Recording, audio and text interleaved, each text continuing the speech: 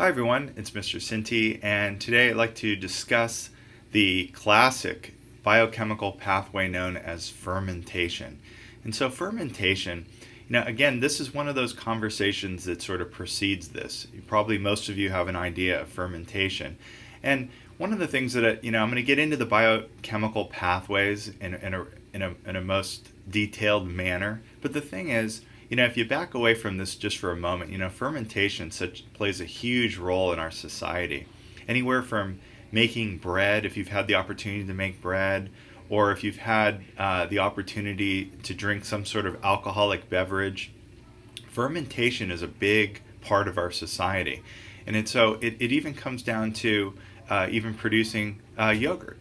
And so it's a real practical, biochemical pathway, but I'm going to get into the chemistry of it. But it's a fascinating process, and it's been around for a long time. And needless to say, organisms have been fermenting for a long time. But it's been a long time in terms of human history and how we've sort of harnessed this and cultivated it and sort of perfected it to the point where in the state of California, it really literally is a whole branch of science, the science of viticulture, which is looking at the fermentation of grapes and winemaking. It's rather significant. Billions of dollars, major interest. And so let's check that out. It's kind of a cool conversation, like fermentation, what happens? And are you ready for this? Sometimes fermentation even occurs in our own body when we're exercising in our muscle cells. So I'll leave that as being kind of a mystery. So fermentation enables some cells, not all, to produce ATP without, and this is the key here, and I'll just circle that, without the help of oxygen. So right out of the gate, fermentation is an anaerobic pathway. And so you're like, well, how can you oxidize something without oxygen? Well, oxygen's not the only electronegative molecule, and so there's others. And so oxidation just simply refers to as the loss of electrons. Loss of electrons is oxidation. Leo says Gur. Okay, so it's not just oxygen. So I just want to establish that. Let's review one of the major components of cellular respiration, which is glycolysis. So I just want to throw this out there, and I'll get into it a little bit more in detail, but fermentation involves the 10 steps of glycolysis. So it's the 10 steps of glycolysis plus something else. So let's review glycolysis because that's part of fermentation. So say you started off with glucose and you wanted to break it down in the cytoplasm into pyruvate or pyruvic acid, as this picture is showing. This is pyruvic acid. There would be three carbons, 1, 2, and 3, 2 pyruvates. Okay, and so not going to get into the detail of this, but I welcome you to watch the video on glycolysis. But it's really cool. It's an anaerobic pathway, and it's the beginning of aerobic cell respiration, which further occurs in the mitochondria. Okay, if there's oxygen present. But in and of itself, it's an anaerobic pathway. And so without going into every step and looking at this 6-carbon glucose, basically what's happening to it, just give me a summary of what's happening. Well, glucose is in some ways is being severed into 2 3-carbon molecules. And one of the major chemical reactions that is occurring is that there's a redox reaction. And so what we say about that is that there's this oxidized coenzyme that's electronegative called nicotinamide adenine dinucleotide, or NAD+. This is going to gain electrons. Okay, it's going to gain electrons. So the substrate is oxidized, losing electrons. NAD+ is the oxidizing agent, and it's going to become NADH. And those of you who are familiar, you know that NADH is then used in the electron transport system to make a tremendous amount of ATP. However, something else occurs in glycolysis. Not only is there a redox reaction, but there is a production of, here I'll do this, ADP and ATP. I'm not going to go into the detail, but as it turns out, 2 ATP are produced. two NADHs are produced as well. So you can make a little bit of ATP in glycolysis using substrate level phosphorylation. Okay, so the point of it's hard to hesitate right there because there's a lot of points to glycolysis, but one of the major points to glycolysis is that it can make some ATP under anaerobic conditions. There's no oxygen. So there you have it. Okay, so I wanted to review that concept because it's important. So if, just to refresh you, if oxygen is present, okay, so if it's present in the cell, now how did it get to the cell? It gets there via the blood. Okay, so red blood cells are carrying it and then it diffuses into the cell. If oxygen is present, if you can see this is pyruvate right here, or pyruvic acid.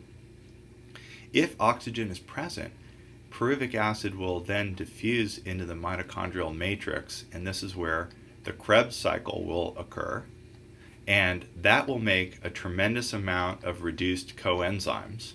And then in the electron transport chain, right there, electron transport system or electron transport chain, that will be used, when I say that reduced coenzyme will be used to produce a massive amount of ATP in a process known as chemiosmosis, or oxidative, because oxygen is needed to drive that, oxidative phosphorylation.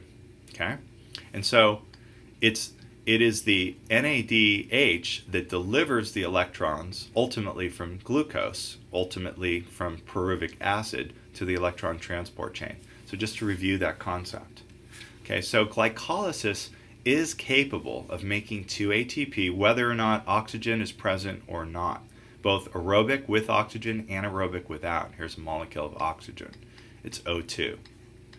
So diatomic. Okay, so anaerobic breakdown, catabolism of sugar, can also occur through fermentation. And so fermentation can generate ATP. And you're like, well, how can fermentation generate? I'm not sure what fermentation is. Well, it's the point of the video, but glycolysis is what is generating the ATP as we just talked about. So fermentation can make ATP. But here's the thing. It can make it, but it struggles to make it without oxygen. It struggles to make it without oxygen because the supply of NAD plus tends to run out when the cells are deprived of oxygen. So that's very important. So without oxygen, the concentration of NAD plus in the cell lowers. Okay, and so this becomes a problem and the cell is stressed. And it's like, well, why is, you might be thinking, well, I don't know anything about the concentration of NAD plus, and I'm not sure what gives with that. But let me bring you into this. So check this out. This is the electron transport system. This is occurring in the inner membrane of the mitochondria. Inside this yellow area, this light color area, is the Krebs cycle. So as I was saying before, one of the functions of the Krebs cycle is to make a tremendous amount of NADH. And so when NADH is produced, that gets oxidized in the electron transport chain. And so the electrons get passed along. And in so doing, when NADH becomes oxidized, lose electrons, it produces a tremendous amount of NAD+. And so NAD+ is never really at all in low concentration when there's plentiful amount of oxygen. And you're like, wait, what do you mean plentiful amount of oxygen? Well, oxygen is over here in the last part of the electron transport system. It's basically driving the whole electron transport chain because it's the final electron acceptor. And let me show you a video of this. Being the final electron acceptor, it's capable of causing the oxidation of the very last coenzyme, a cytochrome. And in so doing, it pulls the whole electron transport system along. So let me let this play. And so, do you see, here's a picture of NADH right here giving up its electrons. Here's the electrons pulling along, and that chain of redox reactions provides the energy to push protons out here. But here, let's take up a closer look. Let's zoom in now on what's happening. When these electrons get passed from one coenzyme to the next, they get moved along, so oxidation, reduction, oxidation, reduction, oxidation, reduction. Down here, this is most important, down here, the electrons are being attached to oxygen to produce water, okay? And so in so doing, oxygen is the final electron acceptor. And if it wasn't present, that coenzyme would still remain reduced. And I say that coenzyme, the last one. And if that remains reduced, then the previous one would remain reduced. And so ultimately what's happening when there's no oxygen, hopefully this is clear. It's a bit of a challenging conversation. So I appreciate you hanging with me on this. Let's see if I can get back going here. So without oxygen, let me just go down here. Without oxygen, all of these coenzymes not shown would not be doing the electron transport chain. And without the electron transport chain, this first coenzyme, which happens to be flavin mononucleotide not shown, would remain reduced. And if it remains reduced, that means that the NADH wouldn't be oxidized because it's the coenzyme that's causing the oxidation. So therefore, if NADH is not losing electrons, it's not making NAD+. So let me just state it out. So without oxygen, the level of NAD+ concentration begins to decrease in the cell. And this is the point. Without NAD+, if that comes in short, then glycolysis will struggle to make 2 ATP. Certainly you're not going to make any ATP using oxidative phosphorylation because there's no electron transport, there will be no proton motive force, there will be no chemiosmosis. So the cell, without oxygen, the cell's in jeopardy. Without oxygen, the cell is going to need to make energy to live. And you're like, well, it can make 2 ATP during glycolysis. It's kind of pitiful. And it's not even going to do that unless somehow it regenerates NAD+. And so that is the point of fermentation, to regenerate NAD+. And I'm going to get into that. So under aerobic conditions, everything's good. Under aerobic conditions, it's like NADH is losing electrons. It's making a massive amount of ATP. There's lots of NAD+. Everything is good. Do you see how the electron transport chain regenerates NAD+? See? It's making NAD+. Without oxygen, no NAD+ will be produced. And so what's a cell to do? Well, the cell's in jeopardy.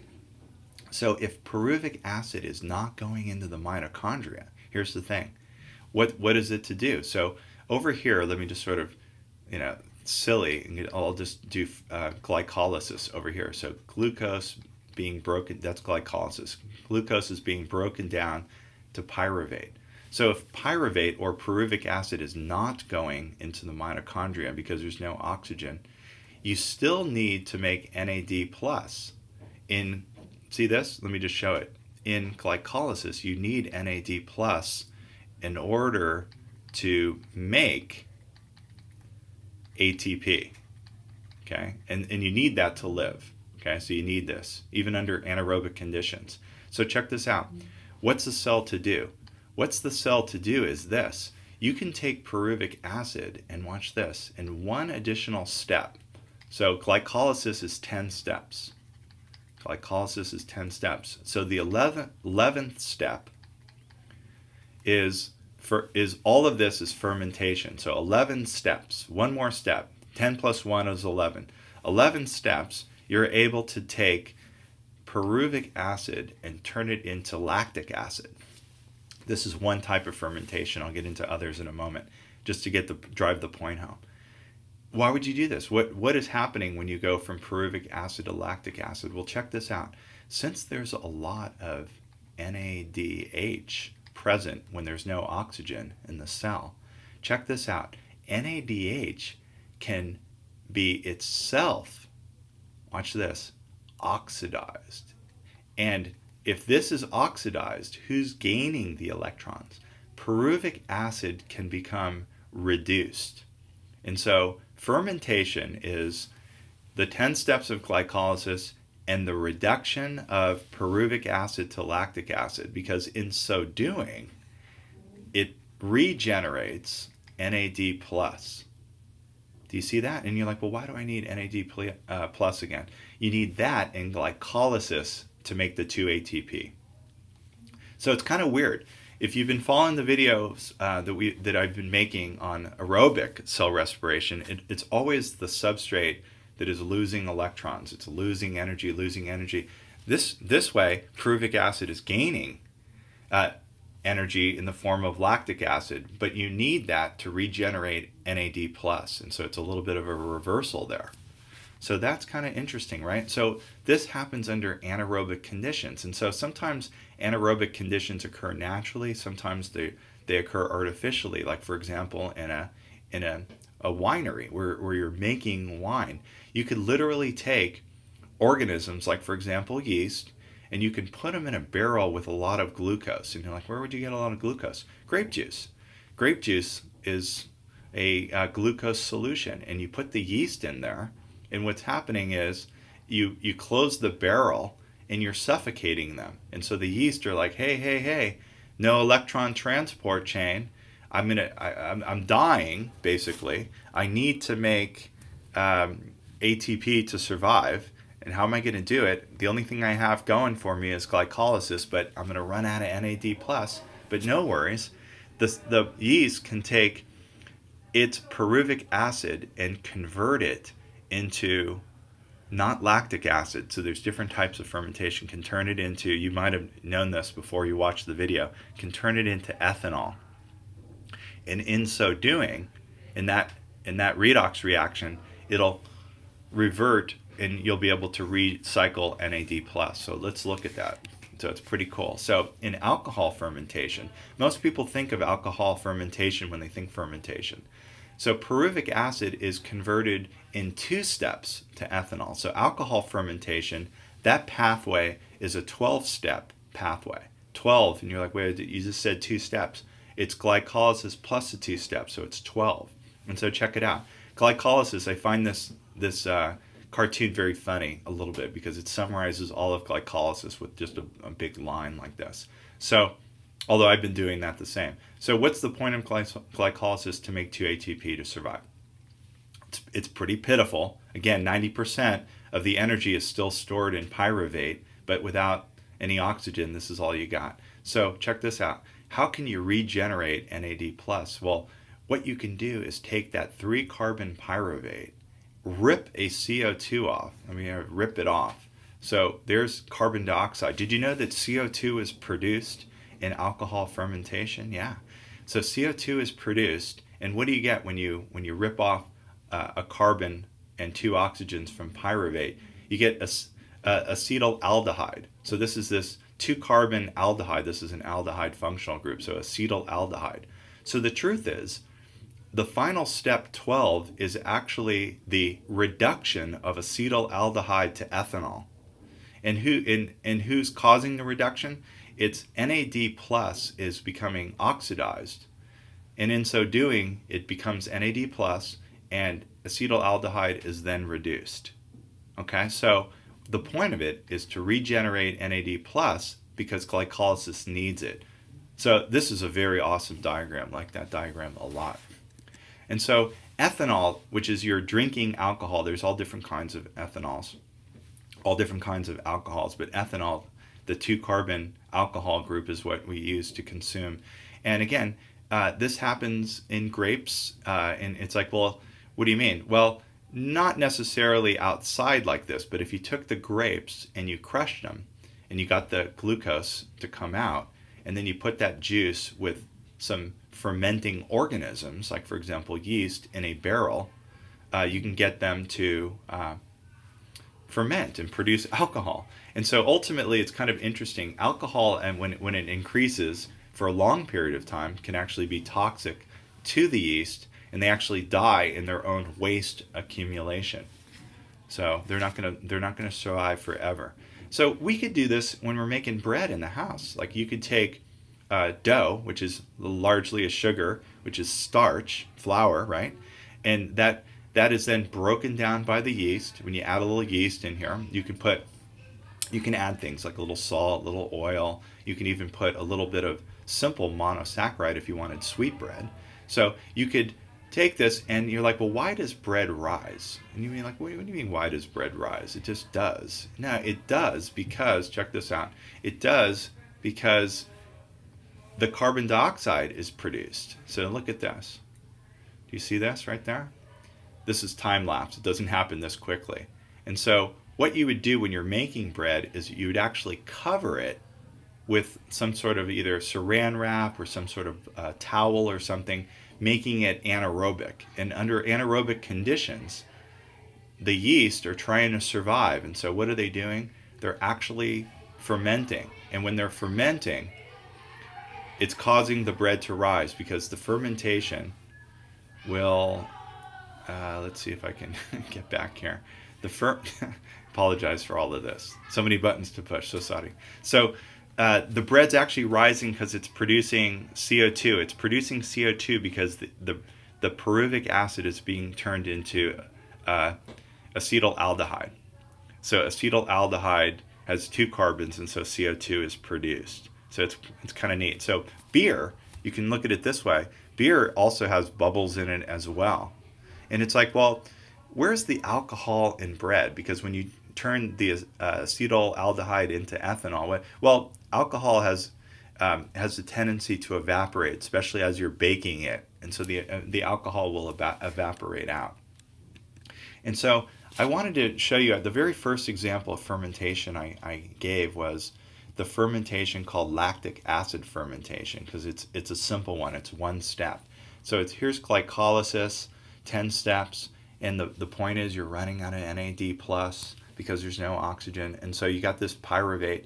So what you could do is NADH could lose electrons to pyruvate to reduce it to lactic acid or lactate in the ionized form.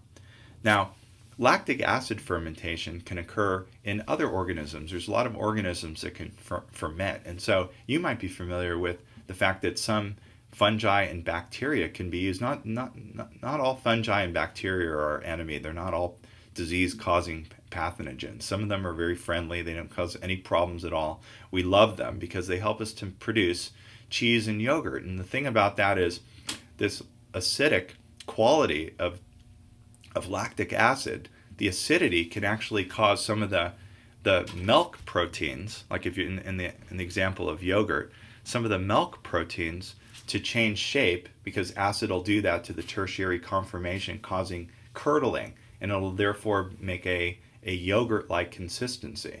And we like that. We can add fruit to it, etc. Good source of calcium, by the way. Now, lactic acid fermentation can happen in our own body. I mentioned this at the beginning of the video. Like, for example, if we're running and running and running and we're out of breath and our muscles are in oxygen debt, and how are we going to get through that? Well, what normally occurs is if there's plenty oxygen, so with oxygen, let's do that. So with oxygen, glycolysis takes place, pitiful 2 ATP. It's okay, because pyruvate's going to go into the Krebs, make a lot of NADH, and then it's going to go in the electron transport system, and we're going to produce a tremendous amount of ATP, and we're going to just bike and run forever. But alas, without oxygen, so let's go here, without oxygen, no electron transport chain, therefore you're not going to make a lot of NAD plus, and you're like, well, I'm still running, oh no. So then pyruvate needs to regenerate NAD plus, and it does that by becoming reduced, and therefore NAD plus is produced. But here's the deal. Just as I was mentioning how the yeast will ultimately die in their own waste accumulation of ethanol, our muscle cells don't appreciate that large quantity of lactic acid being produced without oxygen. It's going to cause muscle fatigue and cramping. And so muscles can switch when there's no oxygen from aerobic to anaerobic, but you're not going to be able to maintain that very long, because the cells will become extremely stressed because of the accumulation of lactic acid. People always talk about that. Oh, my muscles have lactic acid, and whatever. But I'm not sure they're understanding the biochemistry like you are by watching this video. So there you go. So sometimes when I go for a run, apologize for showing off my physique right there, but sometimes when I go for a run and I overexert, my muscles become fatigued and lactic acid builds up because I'm running out of oxygen. And so I'm in trouble. And so what can happen is, lactic acid forms. But then after I stop running, it'll calm down and I'll be able to convert it back to pyruvate in my liver, and then I'll be good to go. And so lactic acid can build up in our muscles and cause fatigue. This is a cross-section of a muscle here. There's lots of protein in there, which require a tremendous amount of ATP. Okay, and so here's ATP, adenosine triphosphate. So fermentation and cell respiration are sort of the anaerobic and aerobic alternatives to one another. The cells can sort of switch back and forth when they need to, but ultimately organisms prefer having oxygen because you can pull the most amount of energy out of glucose through aerobic respiration. But the thing is, you need NAD plus in order to do it, and so that's the point of fermentation. It takes the electrons of NADH and regenerates NAD plus. That's the point of fermentation right there, to regenerate NAD plus so that you can make 2-ATP under anaerobic conditions. So how's that for a summary? So respiration, the electrons of NADH are ultimately going to oxygen if there is enough oxygen, and that'll make a lot of ATP during oxidative phosphorylation. So in addition, even more ATP is produced as a result of the Krebs cycle and the electron transport. But again, without oxygen, the cell's unable to do that. And so when you have oxygen, you can make 38 ATP, but when there's no oxygen, you can only make 2 during glycolysis. And so ultimately, you're gonna stop running. Lactic acid and fatigue is going to catch up. And so this is a great diagram because it shows aerobic cell respiration occurs over here in the mitochondria and in the electron transport chain. But without oxygen, this is what we mean by fermentation right there. There's fermentation. Fermentation is glycolysis and the production of ethanol or the production of lactic acid. So in ethanol, it's 12 steps. Lactic acid, it's 11 steps. And the whole point was to regenerate NAD plus so that you could use that in glycolysis to produce ATP. But again, not a lot of ATP is produced. So some organisms called facultative anaerobes, including yeast and bacteria, can survive either on fermentation or respiration. They can kind of oscillate between those two. And so even human cells on a cellular level are kind of like that, facultative anaerobes. Depending if there's oxygen or not.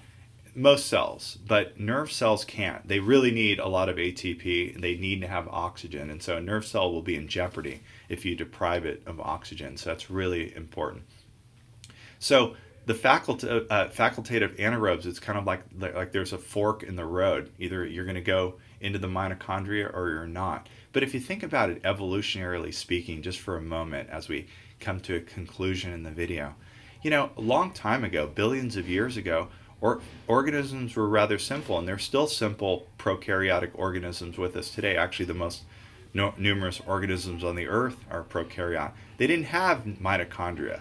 And so, and also the amount of oxygen in the atmosphere was very, very low. Think about it, like billions of years ago.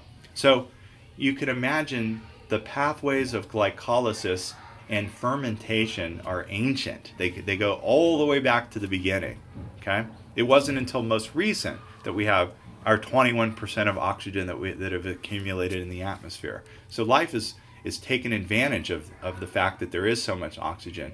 But you got to think back, the first prokaryotes must have been able to generate ATP through oxidation, but not from oxygen, but exclusively from glycolysis.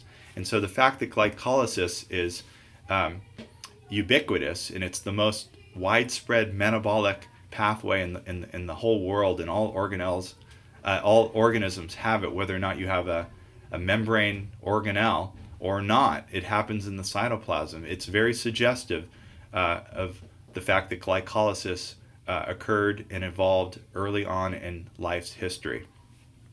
This is a picture of what we believe are fossils of cells that might have been on the earth that long ago. Pretty awesome. So glycolysis, fermentation, and again, I hope you enjoy, all the, sorry about that. I hope you enjoy all the fruits of fermentation, meaning, when I say fruits, I don't mean it literally. But depending on the organism that you're choosing, you can make cheese and make all different kinds of yogurts and things like that, and breads and other products. Again, this is glycolysis, and then this is fermentation. Very simply, it's regenerating NAD+. So fermentation, it's in our lives, and it's very important, and it's played a huge role in society over the years. So I hope you enjoyed this in-depth look at the chemical reaction, the anaerobic pathway of fermentation. Thanks for watching.